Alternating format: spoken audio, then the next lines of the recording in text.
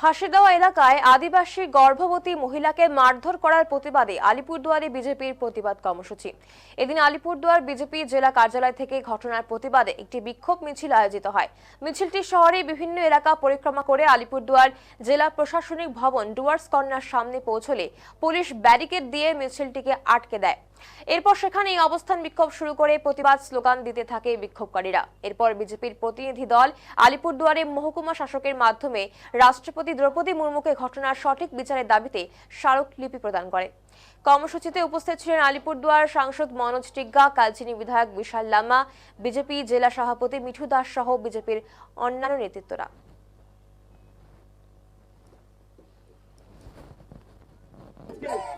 প্রত্যেককে বসে পড়ার জন্য অনুরোধ করা হচ্ছে।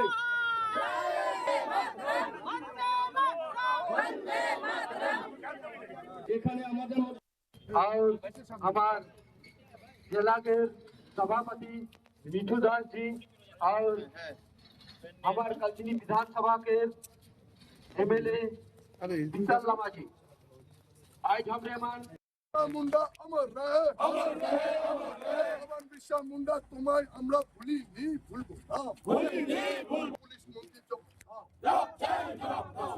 एकता मंच मंच में उपस्थित हैं हमारे আজকে আমরা আমাদের পুরো সমাজকে নিয়ে আমরা এখানে একটা এসডিও সাহেবের মাধ্যমে মহামহিম রাষ্ট্রপতি মহোদয়কে একটা আমরা ডেপুটেশন দিয়েছি। এখানে আপনারা সকলে জানেন যে যেভাবে ফাঁসি দেওয়াতে একজন আদিবাসী মহিলা, গর্ভবতী আদিবাসী মহিলাকে একজন জেহাদি সিভিক ভলেন্টিয়ার তোর দল বল নিয়ে তার পেটে লাথি মেরেছে। তার অপরাধ কি ছিল সেই মায়ের, যে না তার জমিকে তারা দখল করতে আসলো, সেই জমিকে দখল থেকে বাঁচানোর জন্য সে এগিয়ে গিয়েছিল, সে বাধা দিয়েছিল, সেই জন্য তাকে পেটে লাথি মারা হয়েছে। যে 7 মাসের যে মহিলা প্রেগনেন্ট ছিল তার বাচ্চা সেখানে মারা গেছে। তার প্রতিবাদে আজকে আমরা এসডিও সাহেবের মাধ্যমে রাষ্ট্রপতি মহোদয়কে আমরা একটা ডেপুটেশন পাঠিয়েছি। সেখানে আমাদের দাবি আছে যে যারা এই কাণ্ডের সাথে যুক্ত আছে তাকে তো গ্রেপ্তার করেছে, কিন্তু তার সাথে আরো যারা যুক্ত ছিল তাদেরকে অবিলম্বে গ্রেপ্তার করতে হবে। এবং যে মিথ্যা মামলা দিয়ে যে ভিকটিম পরিবার আছে সে পরিবারের সদস্যকে কিন্তু পুলিশ গ্রেপ্তার করেছে। সে পরিবারকে যে বিরুদ্ধে যে মিথ্যা মামলা লাগানো হয়েছে সে মিথ্যা মামলা অবিলম্বে তুলে দিতে হবে এবং সে পরিবারকে, ভিকটিম পরিবারকে 1 কোটি টাকা ক্ষতিপূরণ বাবদ দিতে হবে। এই ডেপুটেশন আমরা এসডিও সাহেবের মাধ্যমে আমরা মহামহিম রাষ্ট্রপতি দ্রৌপদী মুর্মুদের কাছে আমরা পাঠিয়েছি। আগামীতে কি কর্মসূচি রেখেছেন? আর দেখুন, আজকে আমরা ডেপুটেশন দিয়েছি, এখনো সময় আছে। আজকে 16 তারিখ, আমরা 12 দিন সময় দিয়েছি। এই 12 দিনের সময়কালে যদি কোনো পদক্ষেপ না নেয় রাজ্য প্রশাসন, তাহলে কিন্তু আমরা আগামী দিন সমস্ত আদিবাসী সমাজকে নিয়ে আমরা ডিএম অফিস ঘেরাও করব। কেননা একের পর এক আদিবাসীদের উপরে হামলা হয়ে যাচ্ছে, অথচ এই সরকার মানে মুখ দর্শক হিসাবে মানে কানে রুই এবং চোখে পাট্টি দিয়ে চুপচাপ বসে আছে। এর আগেও কিন্তু মহিলাদের উপরে আক্রমণ হয়েছে। যেরকম নাগরাকাটাতে একজন আদিবাসী মহিলা যে ক্লাস 12-এ পড়তো তাকে রেপ করে দিয়ে মার্ডার হয়েছে।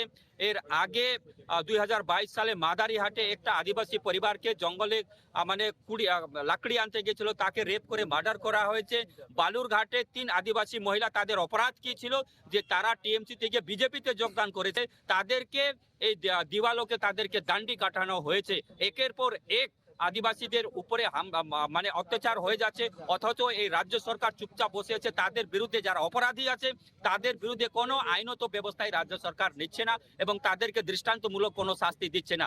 একদিকে আদিবাসীদের উপরে হামলা হচ্ছে, অন্যদিকে আমরা মাঝে মধ্যে দেখে থাকি যে মাননীয় মুখ্যমন্ত্রী এইখানে আসেন আপনার সুভাষিনী মাঠে এবং আদিবাসীদের সাথে, আদিবাসী মায়েদের সাথে সেই মুখ্যমন্ত্রী গ্লাভস পরে নাচ করছে। তাতে বোঝা যাচ্ছে যে বর্তমান সরকার, বর্তমান মুখ্যমন্ত্রীর যে কিভাবে এরা আদিবাসীর বিদ্বেষী সেটা কিন্তু প্রমাণিত হয়েছে। বারবার একের পর এক আদিবাসীদের উপরে, মায়েদের উপরে হামলা হচ্ছে, তাদের উপরে অত্যাচার হচ্ছে, কিন্তু রাজ্য সরকার মুখ দর্শক চুপচাপ বসেছে, তাদের বিরুদ্ধে কোনো দৃষ্টান্তমূলক শাস্তি নিচ্ছে না। তার প্রতিবাদে আজকে আমরা এসডিও সাহেবকে ডেপুটেশন দিয়েছে।